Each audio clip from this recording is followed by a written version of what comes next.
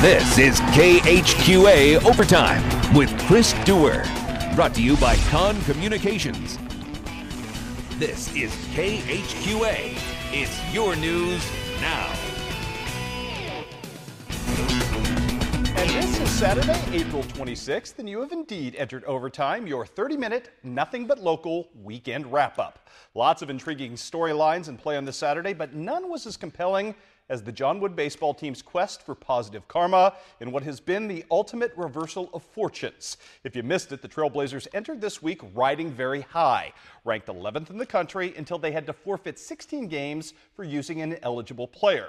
One whose presence on the team was the result of an administrative rather than baseball failing, and that was just sort of galling and sort of gnawed at the team all week long. In so doing, the Blazers dropped from first in their conference to 8th, and only the top 6 teams in the league earn a postseason tournament berth. Greg Wathan's crew had just 4 games this weekend to make up that ground, and just to add insult to injury, by the way, of injury again today, another quality starter, Mr. Fisher, blew out his knee in warm-ups. It's just been that kind of week. So what would John Wood do today? Pick it up. The Blazers down 4-1 in the bottom of the 7th, but Ari Fabian starts things off on the right foot with first to double, and then he would reach third base on an error out in the outfield. That sets up Matt Priest, puts the infield single to good use, and all of a sudden the lead for the Cobras, 4-2, had been halved. More to come in this one. A little hurly-burly, if you will. Brennan Hurley, nice piece of hitting as well, clutch piece of hitting to cut the lead down to 4-3. Unfortunately, it looked like the rally in the 7th was going to be done.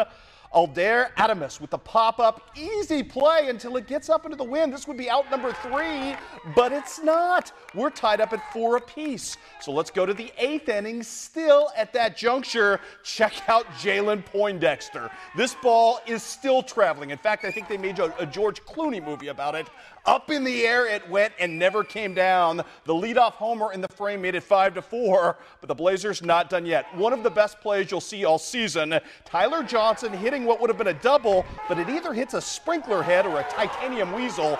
Those guys are rascal. You got to watch out for them. It's an inside the park 3-run homer. The Blazers build a huge lead and show their guts yet again, pulling off the comeback victory in game number 1. 9-6 was your final. We didn't get a game number 2 at home today. The rains came, so John Wood will make that up tomorrow in Champaign and then play 2 more in this busy weekend. Again, they need at least 1 more win tomorrow. You'd like to get all 3 of them to improve their chances, but certainly the weekend off to a great start. Speaking of a great weekend, the Quincy University Hawks win 3 of 4 from William Jewell. Another huge run output in game number 3 of the series as Corey Wisdom had a huge day.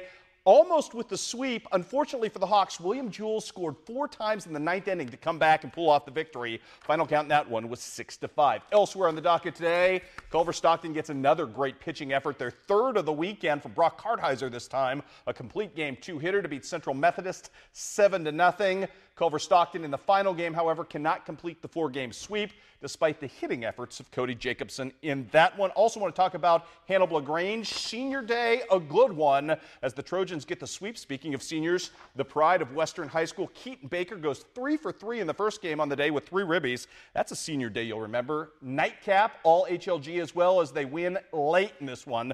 9-8 was your final. Let's move on to the high school baseball docket tonight. Brand new scoreboard at the Quincy High Stadium right across the way, and it is a dandy. Speaking of a dandy, check out this kid. Brett Newberg has signed to Austin Peay Division I. Great pitcher. He also had a 3-run bomb in a 4-run first inning. Quincy High trying to play catch up from there. Pick it up right here. Andrew Eilers, infield single. That will start things up on a right foot for the Blue Devils as they're about to gather some momentum. Brad Umazig, great piece of hitting. The single advances Mr. Eilers all the way to 3rd. That would set up Ben Marrow. He doesn't need runners in scoring position. When he's swinging the bat like this, everyone in the park is in scoring position.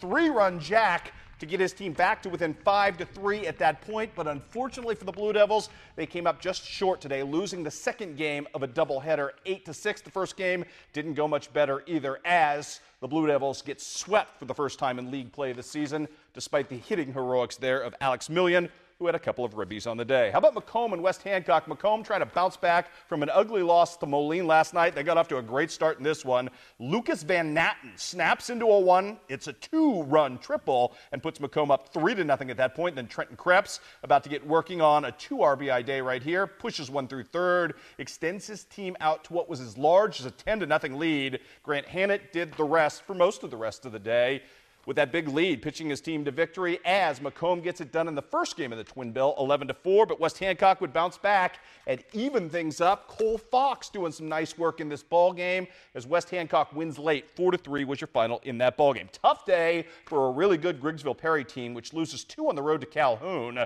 Calhoun must be pretty darn good. 7-2 in the first game and 8-5 in the second game. Mentioned that second game because Mr. Caleb Bradshaw, who I believe leads our area in home runs, hit his 8th today of the season. Illini West playing in the Plains Classic. Good pitching effort from Colton Mellinger, a complete game 2-hitter in the first game. The second game doesn't go as well against a really good Williamsville team. 8-5 was your final there. One of the best, most unsung pitchers in our area is Beck Harris. Proves it yet again today, shutting down South Fulton for Rushville Industry with a 2-hitter with 12 strikeouts. Second game, not as much pitching. It's about Austin Jones with your game-winning 2-run home run as the Rockets pick up the sweep. Bushnell Prairie City losing to Havana, but check this out. Great news as the Spartans get off the schneid and beat Havana, beating the Mighty Ducks 7-3 in that second game. Good to see that for Arnie and company up there in Bushnell as they kind of got a little momentum. It's been a rough season, but maybe they're finding some traction late. Beardstown, no problem, dispatching with Lewiston today, winning 10-6 in the second game of a doubleheader. And in the first game, all Tigers, 11-1 was your final there.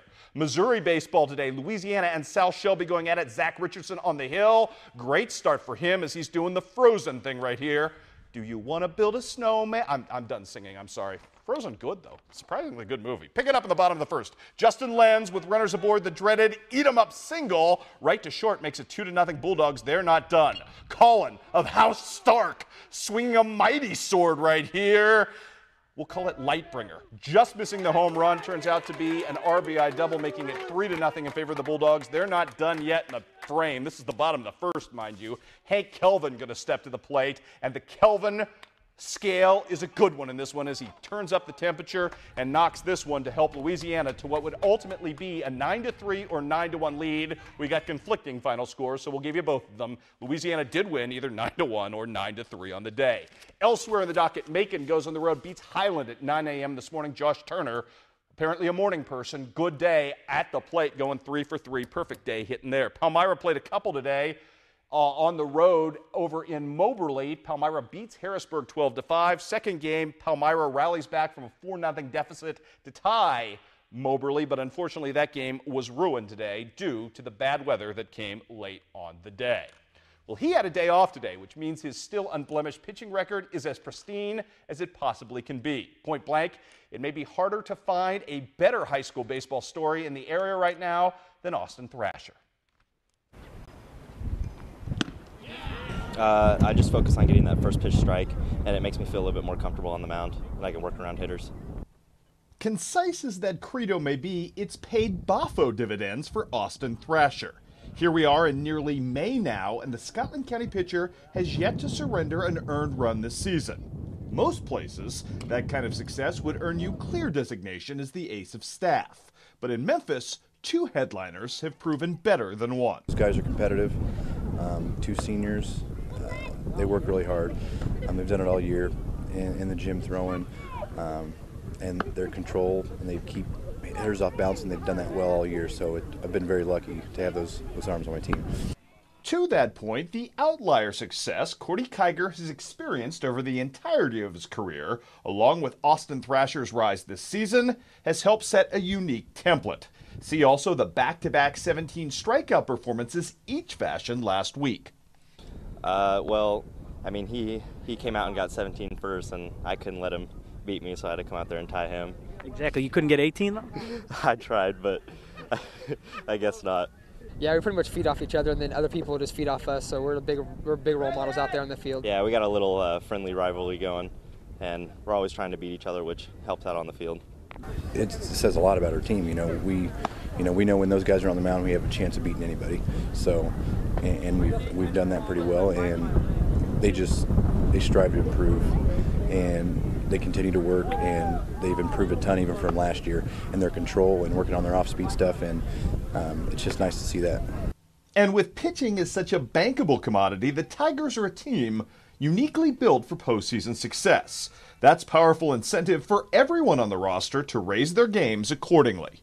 Batting's have to step up a little bit. Our defense it's there, but I think it can get a little bit solid. And our batting's a big thing, though. So I think we just play really well as a team, and I feel comfortable out there. And I mean, I love these guys. Very good pitchers, very good guys indeed. Nice to see Scotland County having that kind of success. Do want to pass along one note. We had one set of college baseball scores somehow didn't get into the computer. Big day for Western Illinois, beating Fort Wayne twice today, 7-6 and 9-2. So the Leathernecks take 3 out of 4 of their weekend series. We've got plenty more coming up, including a trip to the track in Louisiana when overtime continues.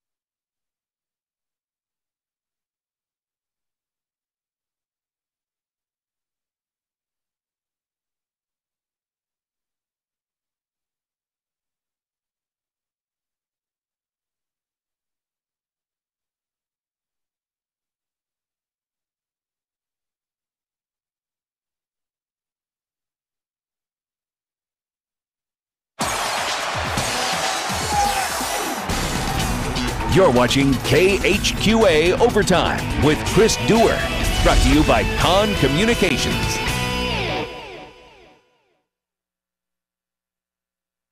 Louisiana might well be home to the most complete boys track and field squad in the entire Tri-States. Today, the Bulldogs had added incentive of proving it on their home turf. Cunningham Invitational Day, always fun. And speaking of the Bulldogs, Tristan Castilla doing his thing in the triple jump today, winning, but he was disappointed, didn't get a meet record or a personal best, 43.8 to win it today. But he also would take the high jump with a jump of 6.02, twin titles for Tristan. Clopton's Ryan Robbins just down the road trying to get a win in the disc, 121.02, good for second place. Everybody playing for second today because Macon's Trey Cothe was in the mix to win the disc with a throw of 139. Even that beat everybody by a long shot today. Girls 4x8 expected to be a very good race. South Shelby kind of made a mockery of it. Kaylee Tillett with the leg 3 of it running well, and then Kayla Dawkins brings it home at a time of 10:38.84 as South Shelby runs away with that title. On the boys' side, similarly, North Shelby behind Garrett Clark here wins the 4x8, new school record 8:42.92. Clark also won the mile and the 2 mile on the day. Let's pick it up now. 100-meter hurdles. On the girls' side today, a Macon double dip in this one, as it's Shelby Butner holding off her friend Katie Clapp in this one, 1753 versus 1754, as Macon goes 1-2. The Macon girls would be your team champs on that side. Boys hurdles, very interesting today. Van Windsor from South Shelby in the mix. You would expect him to be the champion today, but he would be upset by another talented young man, Mark Twain's Tyler Elledge, nearest to you. Going to end up running a time of 15:81 and blowing away the field today. Nice upset, nice win from him, and a nice show of sportsmanship at the other end from Van Wilson. Congratulating, easy for me to say, his competitor. 100-meter boys, also a great race today.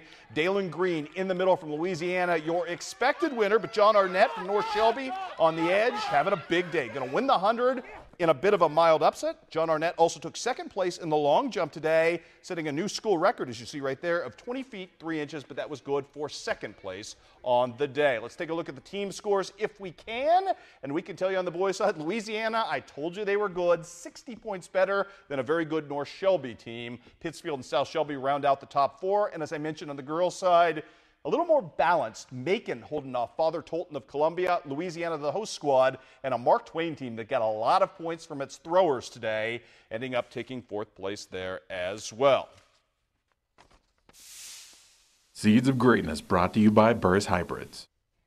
And speaking of Burris Hybrids and our Seeds of Greatness, we promise to give you tomorrow's stars today. Meet Louisiana 9th grader a Bryson Ivy, who's already turning heads for the Bulldogs. Today, just another day at the office for the youngster as he helped the Bulldogs to a 4x100 meter relay title today. Individually also, he lost a jump off, as we showed you earlier, in the high jump to senior teammate Tristan Castilla, but still cleared 6 feet on the day, finished at 6'2", and he was also 4th today in long jump, a name you will be hearing a lot of over the course of the next couple of years. More track results to pass along. Rob Garcia Invitational over in Rushville. Big day for Rushville Industry, running away with things just a little bit. Manning Plater today with wins to help fuel things in both the shot and the disc. Also on the girls' side, the host team, very, very good on the day, followed up by Macomb, which got a win today in the mile from Karen Paisley, and Illini West, which got another win in the 100 from Paige Bray. So lots of good showings there. The next local team in the mix was Camp Point Central in 8th in a very loaded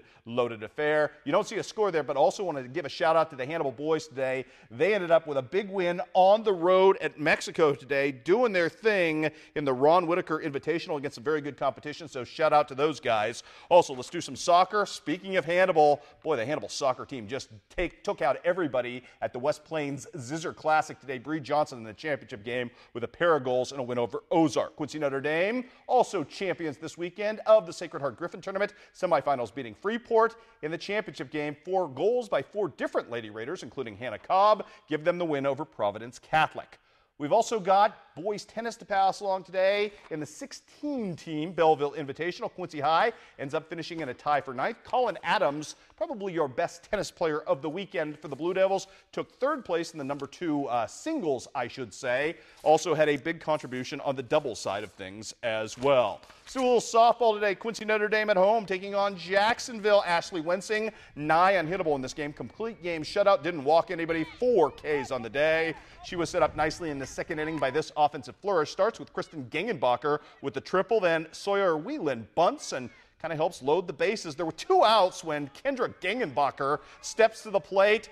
Looked like the Raiders were going to come away with nothing. Kendra had other ideas, grand slam style, as the Raiders pull off the big-time victory, 10-0, your final in this ballgame. Earlier in the day, Central Southeastern taking on Peoria Notre Dame. Bray Genenbacher facing a dangerous lineup from PND, but the changeup got her out of an early jam. Bottom of the first, Savannah Mixer trying to set some things up with this single. Unfortunately for Central, would be their only hit of the day as they end up dropping a 12-0 decision in that one. More from that tournament today. Central ends up getting knocked off by Jacksonville as well in extra innings. Gracie Fundle with 2 hits in that one for Central in a losing cause. Quincy High School struggling on the road against Moline, losing 10-0 and 18-0. Better news for Beardstown, although struggled a little bit against Knoxville today. They did get the offense going. Morgan Davidsmeyer with 2 ribbies in that one. Abingdon beats them as well, 7-3 your final in that one. And Illini West today with a split against Monroe's. Final counts in that one were 8-7 and 10-2 in favor of the Chargers. Some softball scores to pass along on the day. UMSL today ends up ending Quincy University's season with a pair of victories. here in Quincy, 5-4 in the first game, and in the second, it was pretty ugly. 11-1 was your final in that ball game. Truman State just keeps rolling along. You saw the feature on them yesterday. Kendra Hens, the pride of Palmyra, one hitter, just 74 total pitches today, 13th shutout of the season. That is a new school record. Second game, though, it was a little tougher, but Kelsey Dorsey does the job today, getting the win. 2-1 was your final in that game, not 1-0. Dorsey with her 19th victory of the season. And tough day for Western Illinois, dropping a pair as well on the road, not scoring any runs. We'll have more overtime for you coming up after this.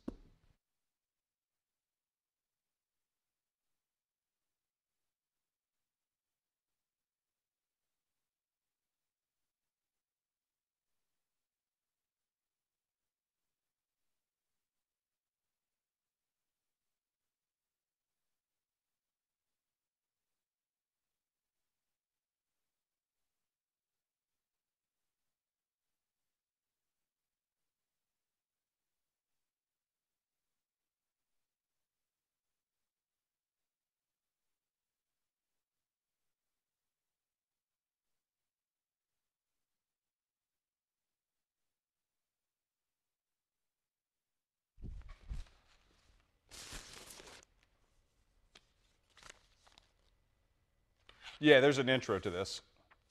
And then it's a SOT. Yeah, leave my mic. I'm on camera, too. Yeah.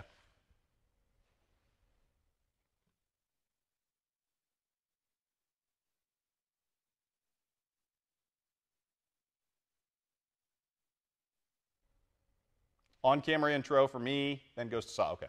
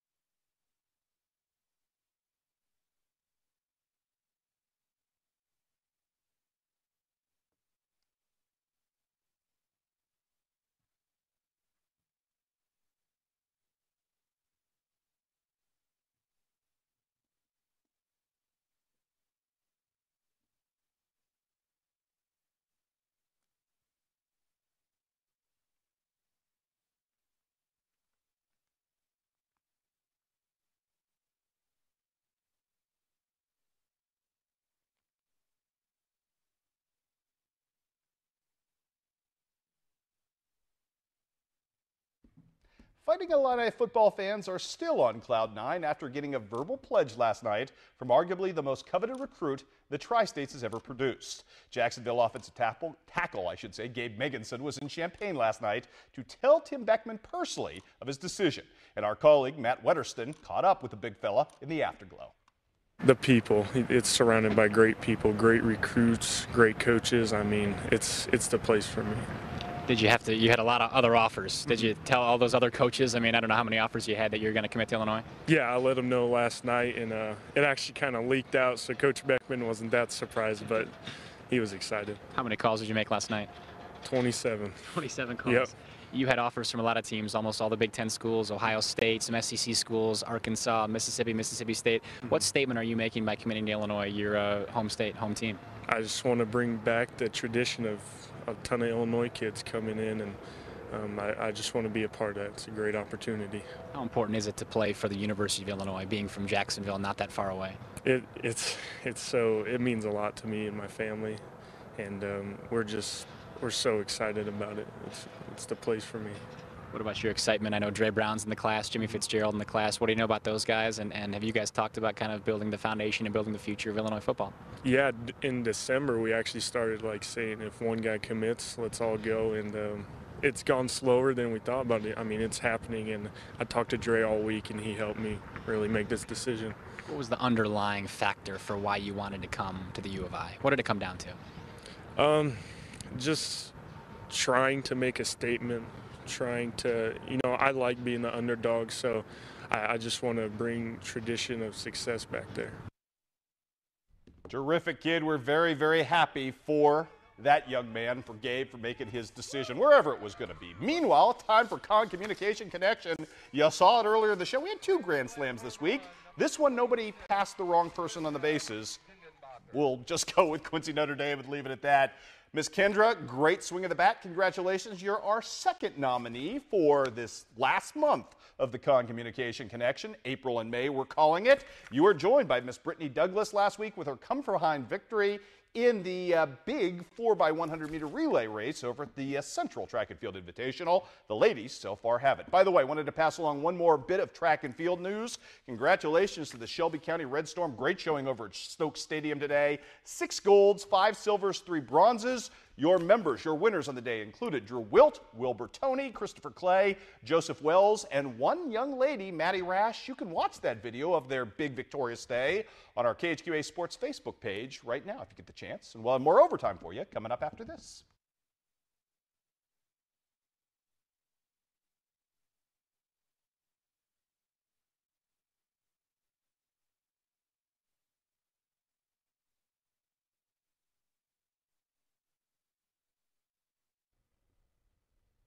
Ah, perfect.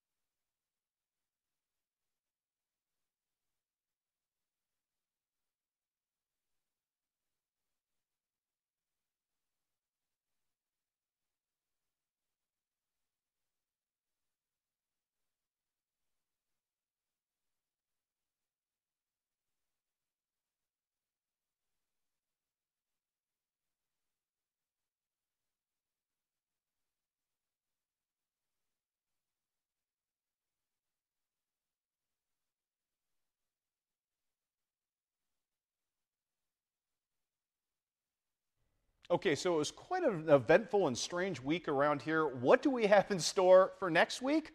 Well, there's another young man out there who's getting Division I football recruiting attention. Maybe you haven't heard about him to the level of Gabe Mengenson. We're going to sit down with him later this week, plus much, much more. We may have some resolution on the Quincy High basketball coaching search one way or another very, very soon. We'll have all of that and much, much more coming your way. Stay tuned with us, and thanks for joining us here on Overtime. Coming up next weekend should be an awful lot of fun. We'll see you right back here at 10:30. And for now, enjoy the wrestling, everybody.